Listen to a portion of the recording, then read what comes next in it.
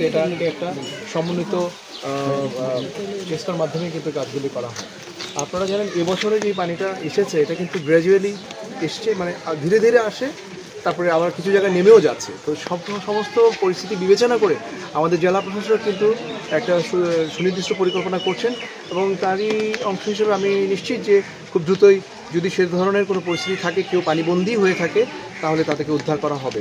তবে আমি যতটুকু জানি এখন পর্যন্ত আমরা যেহেতু পানি যোগাযোগ ব্যবস্থা সেভাবে এখনও বন্ধ হয়ে যায়নি, মানুষজন এখনও নিরাপদে আছে।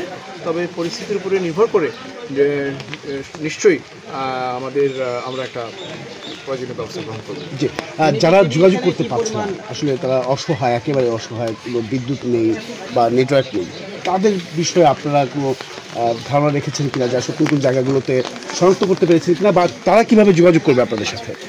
আমরা একটা যোগাযোগের ব্যবস্থা তো এখন যেটা বললেন যে বিদ্যুতের অভাবে বা নেটওয়ার্কটা এখনও সচল আছে। আমাদের বিজিবির পক্ষ থেকে আমরা প্রত্যন্ত অঞ্চলে ছুটে যাচ্ছি। আমরা গতকালকেও কাজ করেছি, আজকেও যাচ্ছি, এবং আমি জানি আমাদের সেনাবাহিনী এবং জেলা প্রশাসক এবং ইউনো মহোদয় তারাও এই বিষয়ে কার্যক্রম ব্যবস্থা করছে। তো সেরকম পরিস্থিতিতে আমরাই তাদের কাছে পৌঁছে যাব যেন তাদেরকে নিরাপদে নিয়ে আসতে।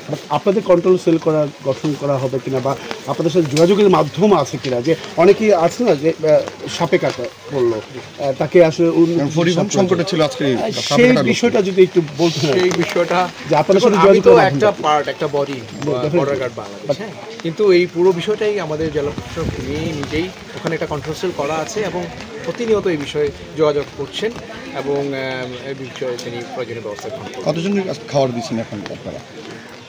আচ্ছা, আজকে আমরা প্রায় 250 জনের জন্য রান্না করা খাবার ডিস্ট্রিবিউট করেছি। এটা অব্যাহত থাকবে? এটা আমরা অব্যাহত থাকবে। আপনাদের কয়টি টিম ইতিমধ্যে মাঠে কাজ করছে, কোথায় কাজ করছে, পরিস্থিতি কেমন দেখছেন? দেখুন, আমরা তো বর্ডার গার্ড, আপনি জানেন, তো আমার তো সীমান্তকে রক্ষা করতে হবে। সেটাকে রক্ষা করার পাশাপাশিও আমরা কিন্তু আমাদের ক্ষুদ্র প্রয়াস, আমরা গতকালকেও একটা টিম পরশুরামে ছিল, আজকে একটা টিম পরশুরামে আছে অলরেডি, আমি আজকে ফুলগাজীতে আছি। তো আমাদের এই মুহূর্তে 2টা টিমই কাজ করছে। আমরা এখানে রান্না করা খাওয়া ডিস্ট্রিবিউট করেছি, আর আমাদের পরশুরামে কিছু ড্রাই ফ্রুট ডিস্ট্রিবিউট করা হচ্ছে। ধন্যবাদ।